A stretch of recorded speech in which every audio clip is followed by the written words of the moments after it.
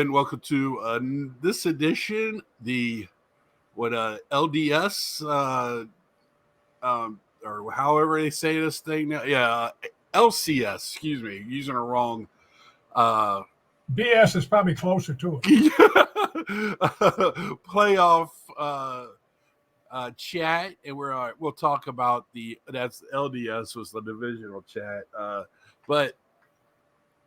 We were just talking right before we came in. Neither one of us, as you can see, is wearing like team hats. I'm pulling for the Diamondbacks right now. How about you, Dad? What do you? I like. To be honest, I kind of like.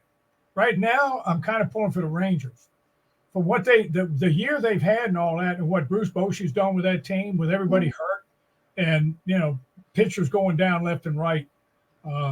I like them. I'd love to see Arizona, but personally, there's a possibility Philadelphia might run the table. I mean, they may not lose a game. That's how good they look. Yeah, and we'll talk a little bit about that, and I'm sure we'll both have thoughts on the playoffs. Rangers and Arizona, that'd be fun to watch. Might be just you and me, but you're right. Let's see here. Let me just pull this up so I know what I'm talking about. That's tough to do for me. Just want to keep everything straight in my brain. So here's the bracket as of today. This is Sunday, October 15th. There will be a game tonight, but we're going to be talking more of the last week's games anyway. And then we'll talk a little bit about this division coming up. More in a little bit, but we'll break it down the best we can in our own little way. So the Twins, they won one against Houston. We both thought Houston was going to win that division. I'm just glad the Twins made it that far. I thought they would go 5 games. I thought they had enough pitching to win 2, and they kept them close. I mean, they didn't get blown off the field. Alvarez showed why Jordan. That series was much more competitive than the others. Right. Texas, Baltimore. Thank you for getting a participation trophy this year, Baltimore, for the playoffs. I mean, we have 3 100-game winners, and all 3 of them got knocked out this round. Phillies, Braves. If Austin Riley hits a home run with one hand is the difference for the one win. Austin Riley is a dude. The guy that gets forgotten about on the Braves. I said it time and time. I think he's one of the best defensive third basemen. And then you put his bat in that lineup. He was the reason why Freddie Freeman is probably in L.A. He's a younger version of Freddie Freeman. With a little bit more power. That was the one win and out win, and I thought all my Philly friends, I was going to jump off a cliff somewhere because of one win, and I'm like, look, Philly did what they were supposed to do. They went into Atlanta last year. They went to Atlanta and won a game. That's what you want to do. You want to get home field advantage. What were you going to say, Dad? I'm sorry. They did the same thing they did last year. There's a couple of things I'd like to add about the regular season before we. Yeah, go ahead. Well, one of them, Terry Francona, the manager of Cleveland, who retired. I'm not sure because he said he didn't think he was coming back to manage again. But since the end of the season, he's had one shoulder replaced and he's had a hernia surgery. So he's had several health problems in the last several years. And so he got those 2 things straight. The TV, the linear TV, people watching TV, both nationally and regionally, was up 26% for this year during the regular season. Yeah, say that again, Dad, a little bit louder for the people in the back, because I have people challenging me on this. Repeat that one more time, please. The TV, the average watching of the baseball in the regular season was up 26% on television, both on the national level and on the regional level. The pitch clock, the games averaged 24 minutes shorter. The average was 2 hours and 39 minutes, which was the shortest average since 1985. And can I just step in on that? So in the playoffs, it's made it more enjoyable too because the games are not 4.5, 5 hours long. No, they're a little longer.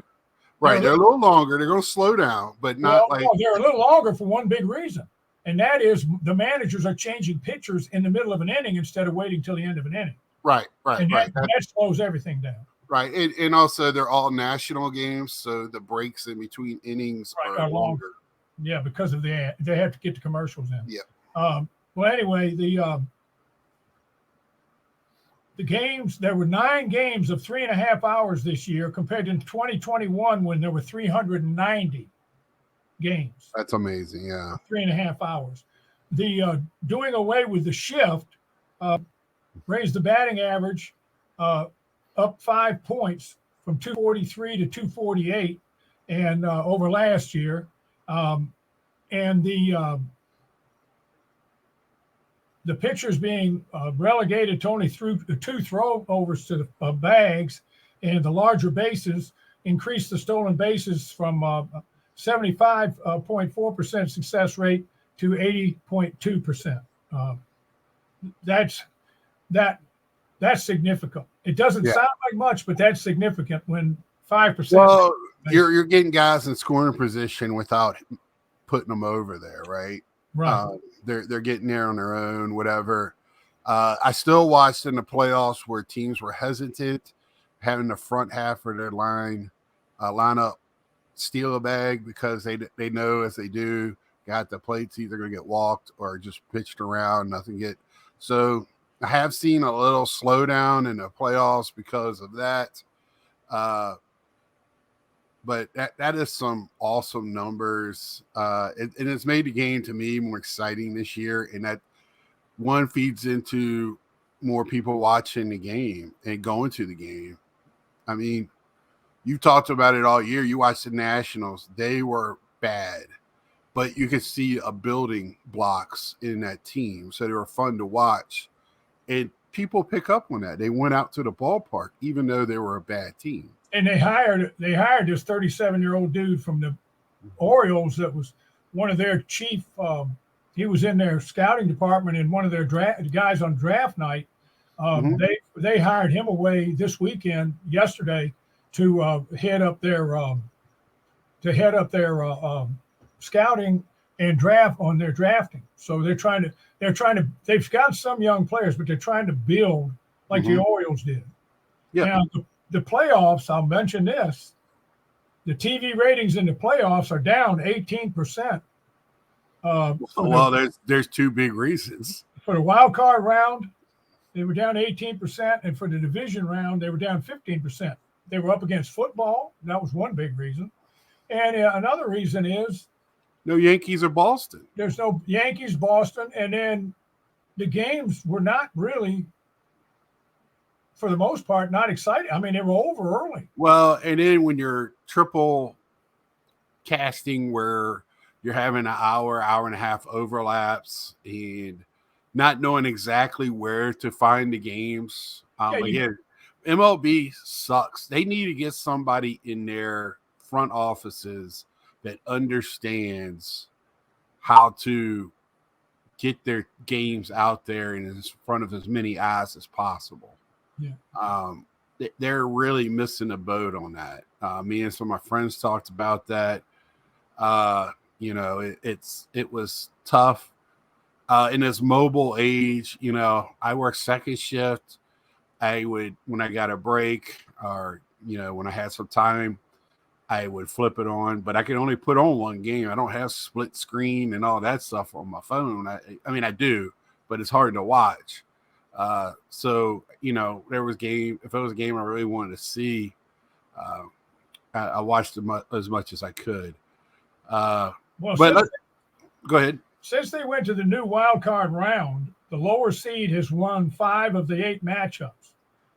This year, 3 100-win teams lost, and the Texas Rangers and Houston, who wound up winning division, they were 90 and 72. So they didn't win 100 games, but that's beside the point. In 2022, 3 100 win teams lost in the NLCS to the 5 and 6 seeds. The 5 and 6 seeds moved on. In 2021, 2 100 win teams lost in the first round. And in 2019, the Washington Nationals, who were the 4th seed in the National League, won the World Series. Do you see a pattern here? I have said it all year long. You got to win enough games to get in the playoffs and watch out. I've been saying for certain teams, watch out, because they might not have a good back half of the rotation. But, man, do they got a 1 and 2 pitcher, right? Or their hitting is in clumps, and if they're hot, i.e. Arizona Diamondbacks, it's a buzzsaw. The poor Brewers and Dodgers, and we'll talk more about that in a minute. I have some numbers for that as well.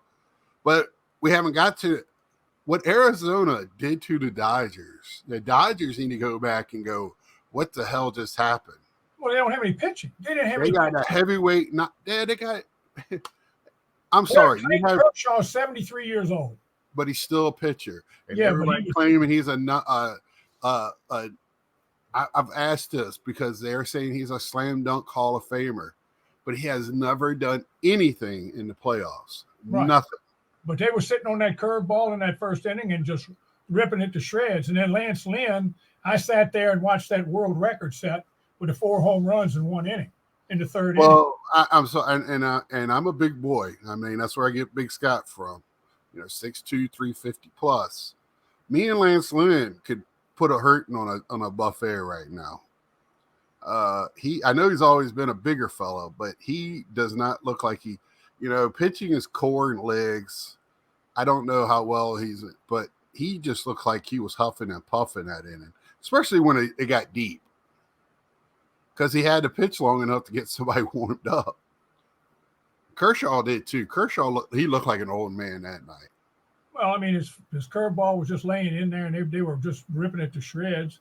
I mean, and the Orioles pitchers. I mean, those kids came out there. Well, we've been talking about that. The headlights, and they were deer in the headlights, and you could see all their kids. Gunnar finally came around in the second game, but they were all those young kids. That pressure, and then I was listening to some of the guys on MLB, some of those retired major leaguers who are some of them in the Hall of Fame, talking about a 5-day layoff is horrible when you come back out there and try to play. Well, I brought that up. How many practices you have, you're still not sharp when you come back out there. I brought that up on every show I was on. Anybody I could talk to on the street that was wearing a baseball hat, I wanted to get as much input as I could on that, because I think that's just crazy. You almost don't want to have. You want rather have the wild card game, I would think, because baseball players are creatures of habit. I can't remember the player's name, but I remember there being a pitcher a few years back. They wanted to change the playoff. That was the first year they're going to have playoff games at like 5 in the afternoon. And that dude bitched and bitched because it changed what time he had to get up, when his breakfast was, when he worked out, when he started his long talk. He was so upset about what time the game was because he was used to a certain start time.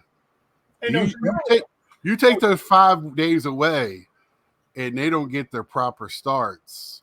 It's crazy. Well, not only that, but if the first rounds would have gone 3 games, it might have been a little different. But they went 2, so they gave them 3 days in between for the teams that just won to rest all their pitchers and come back out there and have their. I mean, this is what if they want to fix it, talk to the old man. I can fix it. Right. The first round, first of all, you cut back about 5 games in the regular season. You cut back 5 games. Well, they're talking about that. Yeah. They cut back 5 games. Then the first round of the playoffs, not best 2 or 3, it's best 3 or 5. That way, the team that's got a little more depth has a better chance. Because at 2 or 3, if you're a stinky team but got 2 really good pitchers, and you get a couple of batters get hot, it's lights out. It's over. So then, The Phillies, they can run out there and they put Wheeler out there and then they put Nola out there. And if they both have a good game, guess what, guys? That's it. It's all. And then their number 3 guy, it's his last start, the left-hander. Wanted to remember it as best I could, but he had a great outing. They had him scheduled the second time that he faced Ozuna. He was going to come out the game, but he was pitching too well to do that. And he lasted to the 5th inning, gave them more, stretched it out, right, where they didn't have to go to their bullpen until they went to their big dudes, their hosses, their guys, the dudes. When I was a kid, I read this book on the Brooklyn Dodgers because I was a Brooklyn Dodger fan. I was about 12. And one of the things they were always asked was, why can't you beat the Yankees? They beat them 1 year in 55. Then they lost to them in 56, and they had lost to them back in the late 40s and that several times. Mm-hmm. And they said because they very rarely had a third pitcher. They would have 2 pitchers, and then the third guy. And they had problems because then their first 2 guys, it used to be this is the way it was. Your ace pitched the 1st, the 4th, and the 7th game. Mm-hmm. Your second guy pitched the 2nd and the 6th. And you had to have a third starter pitch the 5th. The problem was the third starter, if he lost and each one of the other guys only broke even, you lost. Mm-hmm. And so the Dodgers said they didn't have a reliable third pitcher, and that's what hurt them. So that's why these series, if they went 4-7, the team with the better record might do better because they got more depth. Right. Now, the Dodgers won the National League West because nobody else wanted to. That's as simple as that. It wasn't because they had great pitching. I mean, Buehler was out. The Diamondbacks were making another run at them when they ran out of games. Well, Buehler was out. He was out. Then you had Urias was his. Urias with the domestic dispute thing. He was out. And then your ace was Clayton Kershaw, who was an old man. I mean, that's right. What did you expect? But then again, I'm a big proponent of the Diamondbacks did what they're supposed to. They went out and beat the team that was presented in front of them. Right. So they still beat major leaguers. That at the end of the day, I'm a big Corbin fan, and I don't hide it. I talked to you about it. I talked to other people about it on my channel. I think this dude is the star we've been waiting on. It's going to surpass Acuna in some ways. Not maybe athleticism on the field, but in other ways, like being bigger than the game. Where Acuna maybe with his he tries, but the English part, I think it's a big deal. Even Ohtani has a New Balance commercial, and he had us have a line where he said, "We got next," or "We're in a game," or whatever it is. I think that's a big deal. And Corbin, I think whenever he gets out of Arizona and gets to another team, I think he'll be better off too. Well, those kids for Arizona, all of them played they all played lights out on defense. Well, that outfield, good luck trying to get a ball down out there. Good luck to you. You hit one in the air, just go over to your bench, unless you hit it up 15 rows.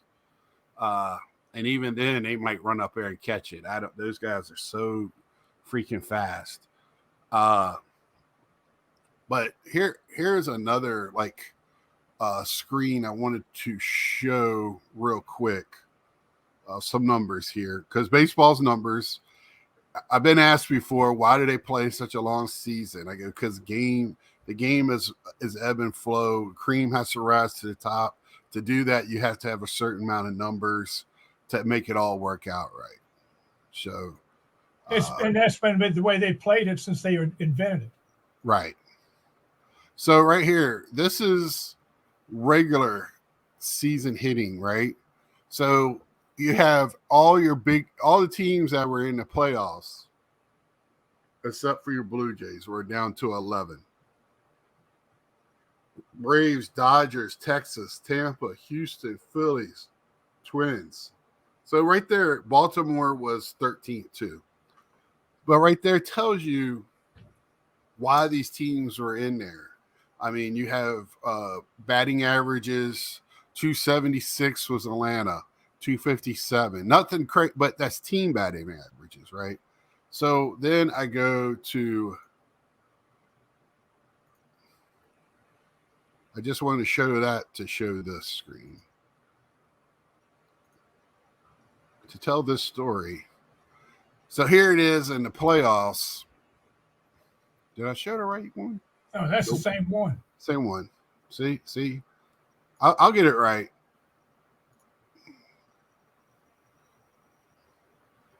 Well, I mean, Mookie Betts and Freddie Freeman were 1 for 20. Aquino didn't do anything. He didn't do much for Atlanta, that's for sure. Nobody did anything for Atlanta except the home run. Right. So here we go. Milwaukee. They only played 2 games, so scratch that. But Texas batted 282, right? Philly, 274. You go over to home runs, 7, 13, 13, 10. And I want to talk about that because I think that's big. Arizona, Houston. These guys just kept hitting the ball against good pitching. But my question is to you, Dad, with your years and years of baseball, everybody wants to look at home runs. 13, 13, and 10. Good job, fellas. Good job. But now you're getting into even better pitching. These, I believe Arizona won on all home runs. Houston won a game on all home runs. Philly, I know, won one game with scoring all the runs on home runs. Sooner or later, you have to score runs without hitting home runs. Yes, and if you don't hit the home runs, then what are you going to do? The Braves got killed on that during the Phillies. They were getting people on base, but they couldn't. I've been saying it. That's my other thing. I've been saying you get a 1 or 2 pitcher, you get in the playoffs, you have a chance. 2 out base hitting. The Braves got killed on it. Phillies didn't do a good job in their series. I didn't watch enough of Texas. I was trying to find stats on it. Couldn't really find stats on it. Texas against Baltimore. They were just hitting. They did very well with their two out hitting, whereas the Orioles, who led baseball with their 2 out hitting during the year, were terrible. Right. And see, that's the difference in ball games. I really think when I was looking at these stats, because I knew it was a lot of home runs, record breaking, and all this stuff. But sooner or later, there's too between the 3-run homer and a single home run. Right, exactly. And you got to get guys on base, however you do it. You know, that one game that, Harper hit 2, Castellanos hit 2. They hit them with guys on base. I mean, a couple of them were solos, but Arcia just made a mistake of why poke the bear, man? I don't understand. Why are you going to say something about Harper? It was just dumb. and I mean, Well, some of these athletes, they do things and say things. I was watching football yesterday, watching something. Why would he do something like that? Well, right. They're great players from the neck down. I mean, that's right. Well, I wanted to show that these teams still hit the ball because they're 282 in a 3 or 5 games played is not a bad average. No, it's especially this year when you got all those people throwing 100. Philadelphia, 6 games, 274. Arizona, 262. And in Houston at 261. Anything over a team average, you want to be in the 270s, of course. But, I mean, playoffs when you're facing the 1s and 2s and you're batting 261 against those, that's why you advance. But my question is home runs. They're not going to always be there. I think they're relying a little bit too much on a big hit. Well, the home run has been that's been the flavor of the month now for the last 5 or 10 years. I mean, with the launch angles and all that stuff, that's become the big deal. I mean, way back when they had this saying the chicks love the long ball. I mean, Maddox, yep. But it's back when Earl Weaver managed the Orioles in the 60s. He used to say dink and dunk and a 3-run homer, a 3-run dink and dunk and a 3-run blast He played for that big inning. He played for the big inning because he had Eddie Murray and Frank Robinson and some of those big power, Boog Powell and all those big guys over the years that he was managing. He had, Murray, Brooks Robinson hit home runs. He not a lot, but he hit home runs. But I mean, that's the way he played the game, and sometimes it was successful and sometimes it wasn't. But he also had great pitching during that time. The other thing about putting people on base and getting base hits, it's not so much that you're not getting the home run. The other thing you're accomplishing is you're taking the pitcher out of the windup and putting him in the stretch. And stressful pitching. Strider had that issue in the second game. Every inning he was stress-filled pitching. They seemed like they had the Phillies had two guys on. They wouldn't score them, but they had two guys on. And that'll get a pitcher out of the game a little bit quicker. Maybe less pitch count will get him out of the game. Great point on that, Dad. You got stress-filled pitching is that came out a few years back. How many pitches you throw to stressed opposed to non-stressful pitching, and they got numbers to cover that thought process. So, well, let's say Trey Turner comes up to bat top of the first. He hits a 380-foot fly ball to the left center field wall and it's caught. He's out. But if he got a base hit, now he's on first base. Now here you got one of the fastest guys in baseball on first base. He's a steal threat. Mm-hmm. That not only changes what the pitcher's thinking and the catcher's thinking, but it's also changing the defense because now they got to allow for that. Right. So it changes the whole game. The one thing I've always liked about baseball, and I hate to say this because I love all sports, but I've always said it's kind of like a thinking man's game. There's so many aspects of that game that when certain situations come up, there's so many different things that can go wrong if you're a defensive player or go right if you're on offense or vice versa. Right. It makes you think. It makes the manager think. It's just it's why I love baseball so much. It's one of the things I've always liked about it. Well, that's meant to where everybody was swinging from their heels and you had 350 strikeouts a game or walks. I got bored with it. Sometimes I'd turn it off and watch the History Channel. So I want to also add to this. You get a guy on base that's a steal threat, which you got more players now that are steal threats because of the way the game's played right now. That guy at the plate's going to see more fastballs, and that helps too with hitting. That's why the guys won't steal in second, because I wanted to see a little bit more running. I think the Braves handcuffed themselves a little too much in that series. I think the Phillies did as well, because sometimes you just got to let things happen. You get a guy on first, you got to get him in scoring position. You got to get him there no matter what. So you don't want to bunt to take the bat out of your hitter's hands. So you steal second. And if they want to walk to put another runner on base, then go for it. Because, you do that to the Phillies, right? So you have, I think it's Turner, Baum, then Harper, then Castellanos, or Schwarber's in there too. So who do you walk? Real Muto's behind all of that. So okay, so what? You walked Harper. One of my friends texted me, "You're pitching around Harper." Then the next inning he hits a blast. But I was like, yeah, so what? They're putting a guy on base so one of your other hitters comes up now and has a chance to hit him in or a 2-run homer. And I want to ask you too, as a man of 72 years, or no, 77 years, excuse me. Don't want to take away 5 years from you. I wish you could. I understand what Harper did in the game they lost. I know what he was trying to do.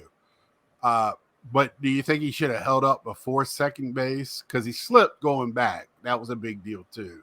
Well, Harper, he thought the ball was going to hit the wall at least. And he was going to score from first base.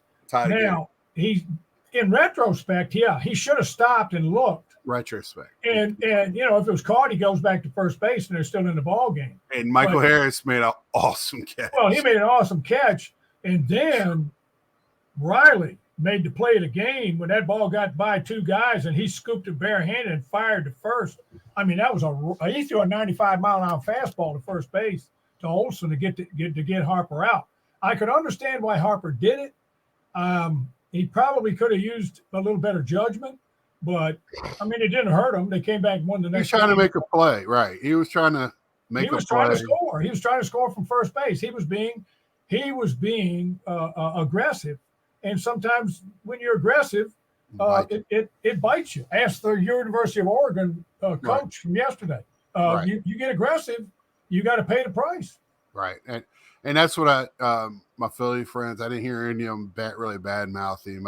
No, they shouldn't have. I saw what he was doing, and I mean, now if they had come back and lost that series, that would be a different argument. Yeah, I was half. It's hard for me to root for the Braves. I don't root for them as much as I don't want to see the Phillies win. I didn't want to see either one of those teams win, to tell you the truth. One of them is gone, so half of my now they're facing the Diamondbacks. I got somebody to root for. And then the battle for Texas, which I think is going to be, let's talk about that. So that's a nice little rivalry now, Oh, yeah. Texas, Houston, they battle they're in the same division, same state. They're in the same division in the same league. It's not like one's in the American and one's in the National, because even when they did be in the National League. Right, and even when they did, they played once a year against each other when they did the interleague, and it turned into a rivalry then, kind of like Washington. Oh, that's going to be wild. That's going to be wild. And Houston has home field, right, for winning the division. Yeah, they've got the home field advantage, so that means that the Texas Rangers ought to be favored, because Houston had that terrible record. They had a losing record at home, so when they won the first game against Minnesota, I said, well, this is over. Right. Because they'll go to Minnesota and win two because they play better on the road. So they lost the next game to Minnesota. They went up there and won two games. I said, well, they won their way. They won. So if they're home field, I got to the Minnesota fandom turn out for that series. Afternoon game, then a night game. Yeah, well, those games were sold out before, right after they won their first series. Those games up there. God, that's a hungry, and they're not known for that's a hockey area, football maybe, baseball. I know they love their Twins. That area loves sports, period. So it didn't surprise me, but yet, man, it did surprise me. I mean, that whole area turned out for the Twins. I just wanted to point, because as much as I was bad-mouthing the Rays fans, I wanted to have a plus for the Twins fans. They're playing in Minnesota. It's not the warmest night game, and that place was rocking. Good job to Minnesota. So yeah, and you got to give their fan base a lot of credit. And I mean, the Philadelphia fans, they were awesome. I mean, all the fans were, even Atlanta. Yeah. Every game I watched, those people in Arizona were going nuts. But I don't understand why the players in the clubhouse, the Mets didn't do anything to y'all. Why you got to badmouth the Mets? Why the poor Mets won like 60 games. Leave them out of it. You're not playing the Mets. They sat there and if you heard what they were singing and all that, I mean, it was a funny thing, but. That to me, I mean, this is just me. You pop the champagne when you get the trophy. Right. I don't understand. Let me tell you something. This is the way I've always looked at it. No matter what league you're in, I don't care, NFL, NHL, NBA, whatever. Baseball, playing for the national championship in football, basketball, girls lacrosse. There's one winner. Right. The guy that picks up the big trophy goes to the winner. And I think it's bigger and professional. You want to pop champagne and spill it all over yourself because you beat Atlanta? Okay, fine, goody. But if you don't win the whole ball of wax, what did you accomplish? Yeah. Except play extra games and make a few more bucks. Right. And my whole thing is, in professional sports, especially, that's what you're playing for, is that last game. And I agree with you. When I saw what they were doing, I was like, what? What are you doing? Who cares? Well, I mean, it's a tradition now. Yeah. It's like oh gee, we won a football And game. We got to dump Gatorade on the coach. That's and moronic. supposedly it is a 20-minute celebration for the cameras. The cameras leave, the players shower, and they go home. Yeah, Eat dinner with their family. And it's, if you notice, not many of the players are drinking. They're just throwing the alcohol around and having a good, celebrate that night, have fun, but tomorrow's back to business. And I mean, tonight's business is Texas and Houston. I don't even think there's an NFL game on to go against it. Yes, it is. Philadelphia and the New York Jets. Oh, it is? Okay. So it used to not, I thought once this part of playoffs, they wouldn't, but okay. And the National League's game is tomorrow night. The Dodgers. There's 2 games tomorrow night. Tomorrow. And they get to go head to head with the Dallas Cowboys, America's team, and the Chargers. So, the people in Philadelphia watch the baseball game. Right. The people in Arizona will watch the baseball game. Everybody else is going to watch the Cowboys and the Chargers. Well, I'll be going back and forth. I'm going to be at work to begin with, so it ain't going to really matter to me. I'm just going to be looking for scores. See watch what I can watch. I'm gonna watch. I'll probably watch baseball. Well, I would probably when I get to break, most likely I'll watch the baseball game and check in on the Dallas score.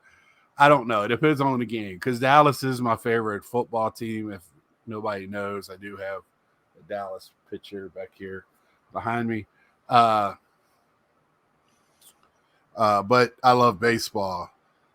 But Dallas is my favorite. If it was any other team playing Monday night, I'd watch the baseball game. And I want to see how Dallas bounces back after getting smacked last week. Anyway, back to what we're here for, baseball. So Texas, Houston. How do you see this playing out other than you think it's going to hold true? Texas wins? Well, a lot depends. The problem with the Rangers is their pitching. So if Scherzer can pitch and pitch 5 or 6 innings and do well, I think the Rangers have a real good chance of winning this thing. Because let me tell you something, that lineup, with Seager and Simeon and those guys, and that kid, I mean, that third baseman is a rookie, and the left fielder, those guys can hit and they can play defense. Right. I think they got a real shot. Plus, most of the games are being played in Houston because they got the home field, which is not good for Houston. However, I will say this. A lot depends on the first game because Verlander is pitching the first game. If he comes out and pitches like he did the first game against Minnesota, it might be tough on the Rangers. But I just kind of like the Rangers in this series. And I just kind of have a feeling that the Rangers, I'm going to be pulling for the Rangers. I'll tell you that. I just want to see somebody different. And so I'm going to be pulling for the Rangers. But I got a feeling it's going to be the Rangers. They'll probably go the full 7. And I think the Rangers will win in 7. And I think they'll play Philadelphia. We'll talk about the other one here in a minute. I want to jump on what you're piggyback on what you're saying. See, I think it's the other way around. I think Verlander is a big-time pitcher. If he can pitch, he's going to be Verlander. And the other 2 guys for Houston seem to have shown up as well in this playoffs. That gives them the three-headed monster that they are supposed to have had all season. Just not with Verlander is one of them. And again, 3 pitchers. I think Houston's bullpen, if Texas could get to Houston's bullpen early and often, that's going to give Texas the edge. I think Texas has a longer lineup than Houston does. I don't think the back end of Houston's lineup is as good. I think Hakeem is a better hitter than Maldonado. Maldonado is a better catcher. In this league, in the American League, I am picking from here instead of here. Right. That's what I'm doing. I'm picking from my heart. And the other thing, now another reason I like Baltimore and the Texas Rangers is because Johnny Oates um, used to manage both of them. Right. And I Johnny know. Oates is a special dude. Yeah. I knew that. I thought that's what you were going to say to begin with. But now we'll go over to the Philly, Now here I'm going to pick matchup, my brain over my heart. Arizona. How do you think that's going to play out? Now, Philly and Arizona, who I didn't see who's got the better record. The Phillies have Well, the Phillies were higher. They were the higher seed, so they're the home field advantage. Yeah. And I look for the Phillies to win it, maybe in 5, 6. I just don't think Arizona can play with them. I just don't. I mean, if Philadelphia plays like two good starting pitchers, if Philadelphia plays the way they played against Atlanta and Miami, then Arizona has little or no chance. But you never know. I mean, you just don't know. Who would have thought that Mookie Betts and Freddie Freeman would go 1 for 20? Who would have picked that? Nobody. Well, that's what I'm going to get to when I'm going to. So you don't know. I mean, Philadelphia could come out and be flat, but they haven't been flat so far. They look like a juggernaut, and they look like they're trying to make up for what happened to them last year. Right. They want to get back. And they want to win that trophy because they lost. I think they want to play Houston too to do it. Yeah, and they'd rather beat Houston. Right. As a team, maybe not their fans. The way I look at it, and this is why Freddie Freeman and Mookie Betts had a bad series, is because the Diamondbacks, they got 2 frontline pitchers that would be number ones on anybody's team, right? Their bullpen is very good. Their bullpen is better than Phillies. It just is. They're top to bottom. It is. Phillies lineup, power, juggernaut, but we've seen Arizona put up the same numbers. I think they had the same home runs. They did. 13. That their lineups are so similar. Christian Walker showed up for these playoffs. They just guys that you haven't heard of doing things. You don't see Arizona. That's what I'm about. You see them on the grand stage where you don't. They're never on Sunday Night Baseball on ESPN. They're not on TBS. They're not on those games, and good for them. And plus, there's 2 UVA players on the team. I'm happy for them. I after saying that, I do think the Phillies are going to win because they just have a more rounded team. I think. I think Arizona in the outfield is better, but I think the infield play is better for the Phillies. Yeah. And I think they have 2 very top line pitchers as well. And if they can get the same type of outings from the third pitcher and their bullpen comes through like it did most of the time, other than that one pitch to Austin Riley was fooled and hit the ball out with one hand. Go back and watch the tape, Austin Riley is a beast. We'll go back to it. Watch the tapes. My preseason pick, Astros, Phillies. Phillies winning it all. Sticking with it. Why change now? Yeah, you're probably right, but I'm just hoping the Rangers win. I would love to see the Diamondbacks win, and I'd be ecstatic. I ain't got no money in this thing. I would be ecstatic if the Diamondbacks won. Like I said, I'm a Corbin Carroll believer. They got UVA players. It's fun to watch them with their speed. I think we're going to end. I think both series are going to go at least 6 games. Yes. The full 7. The Phillies have the best chance of sweeping or maybe doing it in 5. I think if they jump on Arizona early and beat them in the first or second game against their top pitchers, then it's going to be lights out for Arizona. But if Arizona can win one of those games and keep the other game close in Philly, or keep them both close where they were winnable, then I think Philly is in for a long series. I think Arizona is playing on hopes and dreams, and if you can crush those, they can win in 4. But Arizona, nobody suspected them to be here.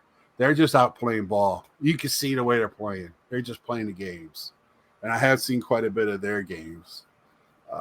It just fell right for me watching the later games. And the other thing is the Houston and Texas series. There's not much travel. I think it's they're probably going to commuter plane just to make it easy, but there's not much travel. Philly and Arizona, that's two or time zones for both those teams, and it's always harder on the West Coast to go east than it is for the East to go west. So that's something else to keep an eye on. But that's my thoughts on this series is coming up.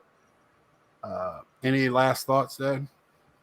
Only that this morning the president of the New York Yankees came out and he was hot because he said it's not fair for the other teams in Major League Baseball to have the profit sharing and share their profits with the Miami Marlins and the Tampa Bay Rays when they don't put anybody in their ballparks. And he thinks that the teams that have the higher attendance should keep more of their money because they put more people in the ballparks. Now, that's easy to say when you have one of the largest cities in the country that helps you fill your ballpark. I mean, I'm not saying he's wrong because you and I badmouth those two teams too. I mean, baseball in Florida is the spring training. That's when baseball in Florida and college. They don't get. I'm sorry. It doesn't matter what sport is down there. Even the Miami Hurricanes, the Florida State gets a good turnout, and even Florida now is not getting great turnout because their football team stinks. Right. So I mean, it's not a one. Tampa is to do what they did in the playoffs this year was. I don't want to go back down that road. It just gets my blood boiling because it's not right to a lot of the other. But he brought up the same thing that the profit sharing is set up so they're trying to have a level playing field, but It's not level when you're filling your ballpark and they're not. So yeah, but is that really management's fault? How do you blame Tampa for not? So you can't go out with a gun and make the people walk in the stadium. I mean, offer well, you free could, but I shouldn't have said that. Somebody will get the idea to do that. I mean, they already do. I know during the week because Washington does it. For a cheap ticket, we get 2 hot dogs and 2 drinks or whatever. All teams do it for weekday games. So I don't know what else you do. Did they do the same thing for playoffs? Because we should have went just to say I went to a playoff game. I could have went down to Tampa and went to a playoff game. I think it was $11 was the cheapest ticket. So we could have flew down there round trip to Orlando or Tampa for about $200 and paid cheaper to go to a game in a hotel room than it would just to buy tickets in Philadelphia. Philadelphia, you have to enter a lottery to even hope to get a ticket. Yeah. Yep. My friends all entered and they ain't got a chance yet. So, it's really aggravating. But anyway, little note here. Yes, next weekend we'll be in the middle of. I can't remember when this series is over with, but we'll be getting close to the World Series. There will not be as of this moment, I don't think we're going to be doing a show next week. I won't be getting back in till Monday.